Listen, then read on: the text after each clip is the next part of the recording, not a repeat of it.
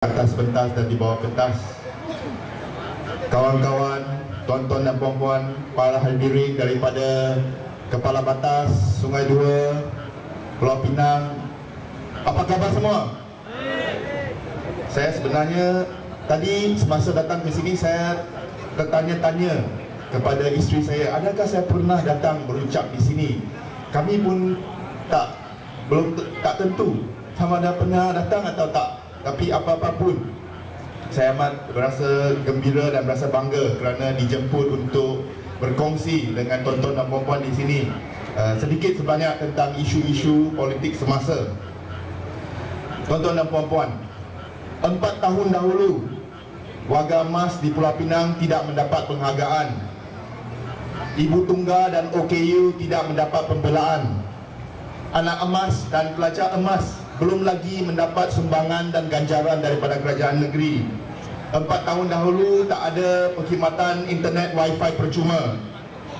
4 tahun yang lalu tanah-tanah kerajaan negeri dijual oleh kroni-kroni. 4 tahun dahulu Pakatan Rakyat belum lagi menjadi kerajaan negeri Pulau Pinang. Tuan-tuan dan puan-puan, ada yang kata tukar kerajaan ni bagaikan tukar driver ataupun tukar kereta. Tetapi saya nak kata sebenarnya tukar kerajaan adalah bagaikan tukar stocking ataupun sarung kaki. Apakah fungsi sarung kaki? Sebuah sarung kaki yang bersih, dia akan menjaga dan melindungi kaki kita. Tetapi apabila sarung kaki itu telah dipakai lama dan menjadi kotor lagi busuk, maka apa yang kita perlu buat dengan sarung kaki tersebut? Kita kena tukar sarung kaki tersebut. Kita kena tukar stocking yang kotor, stocking yang jijik, stocking yang busuk. Kerana stocking yang lama akan membawa penyakit kepada kita. Dan apa? Kita nak tukar kepada stocking yang macam mana? Kita nak tukar kepada satu stocking yang bersih, stocking yang baru. Inilah saya katakan, ubah kerajaan bagai ubah stocking. Kalau dah pakai lama, seperti juga kerajaan UMNO Barisan Nasional, kita nampak kejicikan, keburukan, kebusukan, kehaprakan. Dan kerajaan lama ini mendatangkan pelbagai penyakit kepada negara kita. Tadi Ustaz Saliman ada cakap tentang isu khawat, isu maksiat, isu anak luar nikah.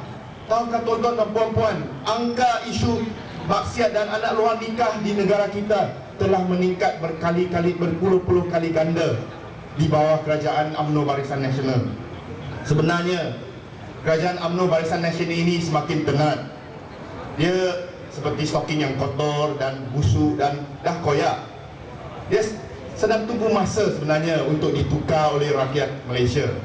Tetapi malangnya ada sesetengah orang, ada sesetengah pihak masih lagi merasa bahawa stocking yang lama ini selesa dipakai. Tak nak tukar stocking baru sebab stocking dah lama. Maklumlah, benda yang lama dah selesa. Takut nanti tukar stocking baru, kaki jalan susah pula.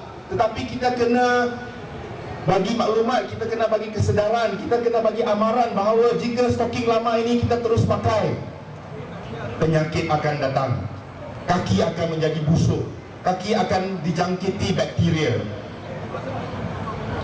Tapi pada hari ini UMNO dan Barisan Nasional walaupun sudah tenat, walaupun sepasang stocking lama, tetapi mereka menggunakan satu taktik yang saya katakan taktik penipuan untuk terus kekal di kaki rakyat, untuk terus kekal menjadi stocking rakyat. Apakah taktik penipuan tersebut? Saya suka bagi contoh ekonomi selalunya, sebab saya bekerja di sebuah institut pengajian dasar, iaitu Penang Institute ataupun Institut Pulau Pinang, yang bertanggungjawab untuk mengkaji dan mengusulkan dasar-dasar yang baik kepada kerajaan negeri. Tuan-tuan dan puan-puan, Perdana Menteri kita Najib Tun Razak yang kini juga merangkap Menteri Wanita telah menjadi Perdana Menteri pada April 2009. Apabila beliau menjadi Perdana Menteri, beliau kata, oh, Barisan Nasional sudah sedar, UMNO sudah sedar, kita telah menerima pengajaran rakyat pada tahun 2008. Jadi kita dah ubah sekarang. Kita nak jadi parti yang baik, kita nak jadi kerajaan yang baik, kita nak berusaha menghapuskan rasuah dan meningkatkan ekonomi negara. Macam mana nak meningkatkan ekonomi negara? Perdana Menteri Najib, dia pun membuat pelbagai projek dan pelbagai program. Kita baca di surat khabar ada program NKRA, NKEA, NCIA, GTP, ETP, EPP, pemandu teraju, sampai kita pun dah keliru. Tetapi dia buat banyak program. Katanya program ini mampu untuk menjana ekonomi negara. Tetapi adakah betul? Sudah berapa tahun Perdana Menteri Najib Tun Razak menjadi ketua kerajaan, tetapi sehingga kini kita nampak, apa yang kita nampak adalah ekonomi terus merundum. Ekonomi merundum ini bukan dikatakan oleh pemimpin Pakatan Rakyat, tetapi oleh Menteri Kerajaan Pusat sendiri. Datuk Seri Idris Jalil pernah mengumumkan pada Mei 2010 bahawa jika kita masih menggunakan cara ini, jika kerajaan masih kekal menggunakan cara pentadbiran sebegini, maka negara Malaysia akan menuju bankrupt ataupun muflis. Baru-baru ini Presiden MCA Datuk Dr. Chua Soy Lek kata jika Pakatan Rakyat mengambil alih Putrajaya, maka Malaysia akan bankrupt. Tetapi kita jawab dengan Chua Soy Lek, belum lagi Pakatan Rakyat menjadi kerajaan di Putrajaya, Menteri Kerajaan Pusat Idris Jalil telah pun memberi amaran bahawa Malaysia akan jadi bankrupt. Tuan-tuan dan puan-puan, setelah dibuat kajian, kita mendapati bahawa semua program yang tadi saya sebutkan, NKRA, NCIA, NKIA, GTP, ETP, EPP, pemandu teraju, semua program-program ini walaupun membawa pelaburan berbilion-bilion dikatakan oleh kerajaan pusat, tetapi hanya 20% saja yang turun kepada rakyat. Bayangkan berpuluh-puluh bilion tetapi hanya 20% saja turun kepada rakyat jelata. Bagaimanakah kita mampu lagi bertahan dengan stoking buruk dan busuk ini? Pada masa kini, hutang negara merupakan pada tahap yang amat tinggi sekali. Hutang negara kini berada pada 55% pendapatan kas negara. Apa makna semua ini? Ada satu kajian mendapati bahawa 40% daripada isi rumah Malaysia mempunyai pendapatan sekeluarga kurang daripada RM1,500. 40% daripada seluruh rakyat Malaysia mempunyai pendapatan kurang daripada RM1,500, dan 77% daripada angka ini merupakan komuniti Melayu dan Bumiputera. Jadi apa maknanya apabila kita kata hutang negara 55% daripada pendapatan? Contohnya, sebuah keluarga yang mempunyai gaji RM1,500, 55% daripada pendapatan tersebut, iaitu lebih kurang RM800, digunakan untuk membiayai hutang. Bayangkan, gaji RM1,500, 800 digunakan untuk membayar hutang. Hutang rumah, hutang kereta, hutang pendidikan, pelbagai hutang untuk barangan kegunaan harian menggunakan kredit kad. Maka hanya tinggal 700 untuk berbelanja bagi satu keluarga. Adakah yang mencukupi ini, tuan-tuan dan puan-puan? Tidak. Rakyat merasa susah. Tetapi inilah hakikatnya. Hutang negara, hutang rakyat bertambah di bawah kerajaan UMNO Barisan Nasional. Stoking buruk lagi busuk. Mengapa keadaan ini boleh berlaku? Mengapa hutang negara bertambah? Mengapa beban kewangan rakyat bertambah? Rasuah, tuan-tuan dan puan-puan. Rasuah berleluasa pada hari ini di negara kita. Kita lihat pelbagai skandal rasuah. Skandal Pelabuhan Kelang 12 bilion. Skandal saham Bumiputera 50 bilion. Skandal Forex di zaman Tun Mahathir 30 bilion. Dan Auditor General, Ketua Auditor Negara baru-baru ini berkata bahawa wang yang tercicir kerana urus takbir yang tidak baik, kerana rasuah, kerana salah guna kuasa adalah sebanyak 28 bilion. Bilion-bilion ni kita pun susah nak kira dah. Tetapi hakikatnya ialah rasuah telah menyebabkan ekonomi kita merundung, menyebabkan rakyat hidup susah, menyebabkan hutang kita bertambah kerana kita masih memakai stoking yang lama. Tuan-tuan dan puan-puan, bukan saja dari isu ekonomi, UMNO Barisan Nasional telah merosakkan ekonomi negara, membawa penyakit kepada ekonomi negara. Malah dari isu perhubungan kaum, kita lihat politik BN asasnya adalah politik asabiah. iaitu politik yang berasaskan kaum. Untuk Barisan Nasional, hanya ketua daripada kaum tertentu sahaja yang mampu menjaga kepentingan kaum tersebut. Jadi dia lantik MCA untuk menjaga kepentingan kaum Cina. UMNO sendiri mengaku bahawa mereka adalah pejuang, pahlawan, pelindung kepada kaum Melayu, dan MIC dijadikan pejuang dan pemimpin India. Kita nampak cara ini adalah cara yang memisahkan kaum, cara yang asabiah, cara yang berdasarkan prinsip perkauman. UMNO kata dasarnya untuk tolong Melayu, tetapi kita lihat baru-baru ini semasa saya berceramah di kawasan kaum Tionghoa, saya kata kaum Tionghoa juga ramai rakan-rakan ataupun jiran-jiran yang berbangsa Melayu. Tetapi kita lihat, adakah kaum Melayu hidup senang kerana dasar UMNO? Tidak. Kaum Melayu juga dibebani dengan beban hutang, dengan kesempitan hidup, sama dengan kaum Cina dan kaum India. Siapa sebenarnya yang mendapat untung di bawah dasar UMNO Barisan Nasional? Kita lihat Twitter, Proton Saga. Siapa yang dapat kontrak? Siapa yang dapat milikkan? Seorang peniaga, namanya Tan Sri Said Mokhtar. Kapal terbang, MAS, siapa yang mendapat kontrak? Tan Sri Said Mokhtar juga. Lapangan kapal terbang, kalau nak duduk kapal terbang kena pergi ke lapangan kapal terbang di Johor, Tan Sri Said Mokhtar. Pelabuhan, Tan Sri Said Mokhtar. Bina LRT, Tan Sri Said Mokhtar. Sekarang Tan Sri Said Mokhtar nak beli lagi kereta api tanah Melayu. Beras, kita makan beras. Siapa yang mendapat kontrak beras? Dua buah syarikat yang berhak menjual beras di negara Malaysia adalah Bernas dan sebuah syarikat Felda. Kedua-duanya Tan Sri Said Mokhtar ada saham. Yes, nak masak nasi dimiliki oleh Tan Sri Said Mokhtar. Elektrik, Tan Sri Said Mokhtar mempunyai syarikat yang menjana elektrik dan dijualkan kepada TNB. Sekarang kita dapat berita bahawa Tan Sri Said Mokhtar nak beli syarikat prasarana air. Melayu mana yang dibantu? Takkan satu Malaysia ada seorang Melayu Tan Sri Said Mokhtar sahaja. Melayu lain bagaimana?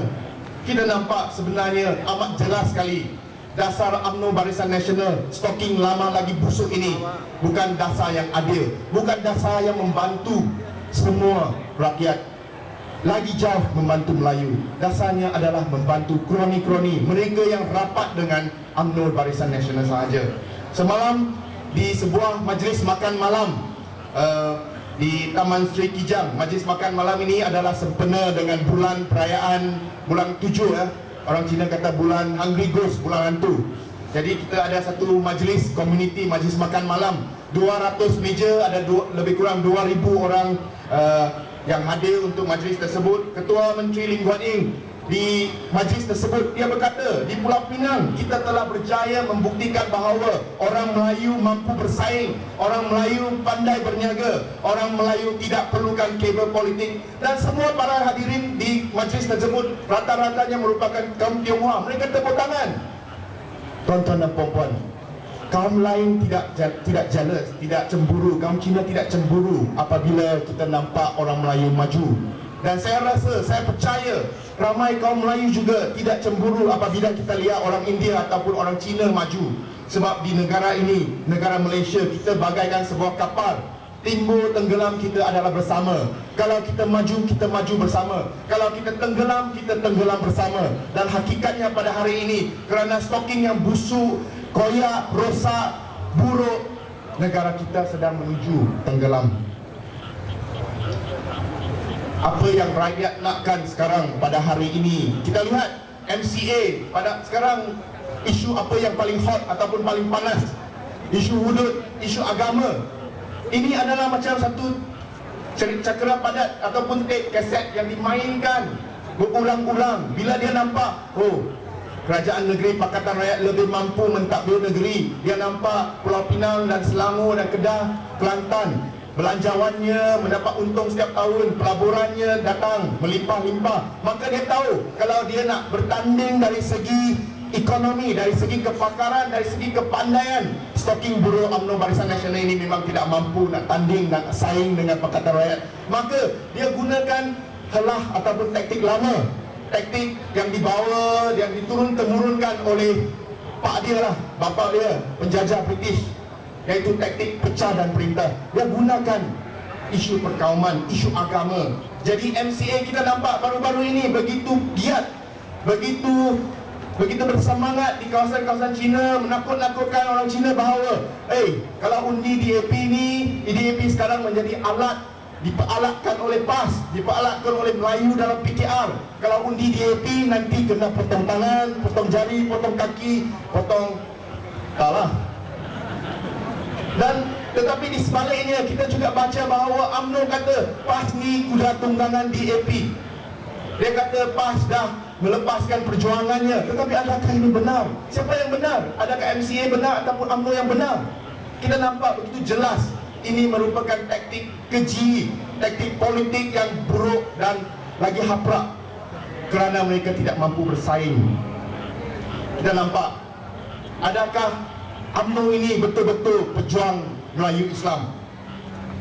Pada bulan Februari yang lepas, saya suka bawa cerita ini. Sebab cerita ini bukan cerita yang tertutup. Dia dah disiarkan di seluruh negara, bahkan seluruh dunia melalui internet. Ini merupakan debat di antara Presiden MCA Chua Soe Lek, iaitu kawan rapat UMNO, kawan sekatil UMNO, dengan Lim Guan Eng, saudara Lim Guan Eng, Ketua Menteri Pulau Pinang merangkap Setiausaha Agung DAP.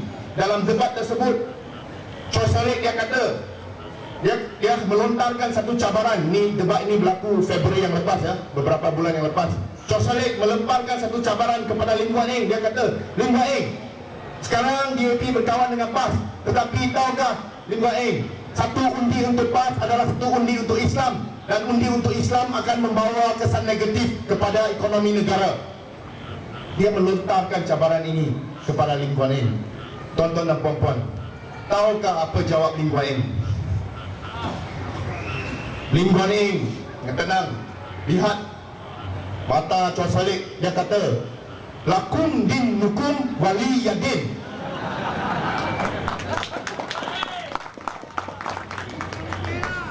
Sebenarnya Ketua Menteri kita belum lagi boleh bahasa Arab, tapi jawapan beliau kepada Chua Soe Lek adalah lebih kurang macam itu, iaitu berdasarkan semangat surah Al-Kafirun ayat 6, agamamu untukmu, agama aku untuk aku. Inilah prinsip kerjasama PAS, PKR dan DAP dalam Pakatan Rakyat. Kita menghormati batasan agama masing-masing. Inilah jawapan kita kepada MCA yang saban hari menakutkan orang Cina, orang bukan Melayu dengan hudud, dengan PAS, dengan negara Islam. Kita kata, kita percaya dan kita yakin bahawa apabila mentadbir di Putrajaya kelak, PAS, PKR akan berpegang kepada surah Al-Kafirun ayat 6. Betul atau tidak? Kalau tidak, nanti saya akan bawa Al-Quran ke Putrajaya jumpa Bang Mat. Ini bukannya manifesto politik parti, ini merupakan ajaran tuntutan agama yang dipegang oleh PAS. Jadi kita yakin bahawa semangat setiap kawan kita di dalam Pakatan Rakyat akan utuh. Kita tidak akan terpedaya dengan taktik perpecahan, perkauman, asabiah UMNO Barisan Nasional. Tuan-tuan dan puan-puan, 4 tahun yang lepas, negeri Pulau Pinang digelar Darus Sampah oleh mantan bekas Perdana Menteri Tun Dr. Mahathir. Masa itu, Majlis Perbandaran Seberang Perai dah jadi sebuah syarikat yang bankrupt.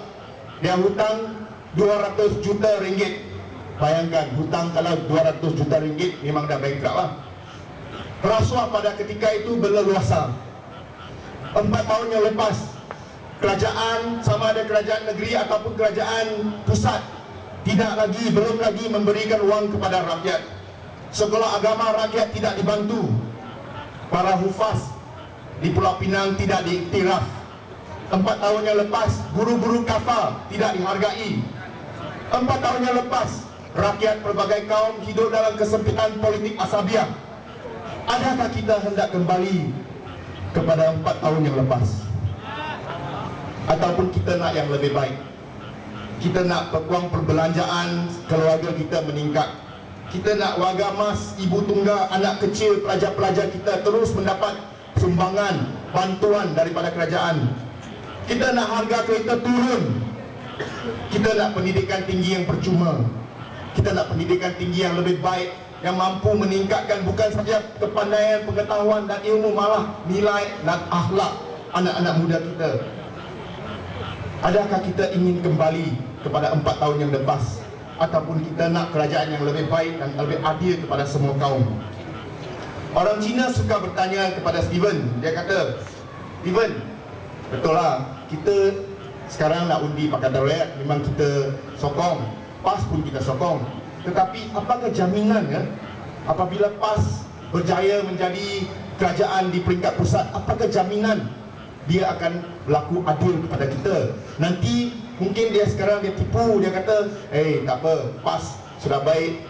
Kita nampak YB Niza Jamaluddin boleh nyanyi lagu Cina, Abang Mat Sabu boleh cakap dalam bahasa Cina. Mungkin itu buat-buat ajalah, sebab orang politik kan, kita dah terasa benda itu dengan UMNO. Apakah jaminan bahawa PAS tidak akan buat macam UMNO apabila mereka sampai di Putrajaya? Apakah jaminan PAS akan berlaku adil kepada semua tanpa mengira kaum? Maka saya pun jawab seperti yang saya katakan tadi, berlaku adil, menjadi kerajaan yang bersih tanpa rasuah, menjadi kerajaan yang baik, yang menjaga kebajikan rakyat, bukan satu manifesto politik PAS. Mengapa saya kata bukan manifesto politik? Kerana dia bukan satu dokumen parti, tetapi dia merupakan seruan dalam Al-Quran, iaitu kitab yang paling tinggi dalam ajaran Islam yang dianuti oleh PAS. Saya suka menjawab, lihat surah Al-Maidah ayat ke-8 yang menyebut, wahai orang-orang yang beriman, hendaklah kamu sentiasa menjadi orang-orang yang menegakkan keadilan kerana Allah lagi menerangkan kebenaran. Jangan sekali-kali kebencian kamu, walaupun kamu benci sekalipun kepada orang Cina, orang India, orang Kadara, orang Iban, orang bukan Melayu, orang bukan Islam, jangan sekali-kali kebencian kamu terhadap sesuatu kaum itu mendorong kamu melakukan tidak adil. Hendaklah kamu sentiasa berlaku adil kepada sesiapa jua, kerana adil itu lebih hampir kepada takwa. Maka saya rasa ini merupakan jaminan yang paling baik yang boleh diberikan oleh Pakatan Rakyat, pemimpin-pemimpin Islam dalam PAS DAP kepada rakyat seluruh Malaysia. Kerana jaminan ini bukannya manifesto politik, tetapi seruan agama, tetapi iman yang dipegang oleh pemimpin kita. Keputusan di tangan tuan-tuan dan puan-puan. Saya percaya kita semua tidak ingin kembali kepada 4 tahun yang lepas. Kita semua tidak ingin terus memakai stocking yang busuk, buruk, koyak, haprak yang boleh membawa penyakit. Tetapi kita nakkan satu stocking yang baik, bersih, wangi, suci. Justru ayo kita turun ke padang. Kita bawa mesej ini kepada kawan-kawan kita yang masih lagi ingin dan selesa dengan stocking buruk. Kita minta mereka ubah. Kerana jika tidak ubah, maka penyakit di kaki akan menular ke hati dan jantung, dan Malaysia akan menjadi lebih tenat. Tuan-tuan dan puan-puan, ayo kita ubah sekarang, bersihkan Malaysia. Sekian, terima kasih.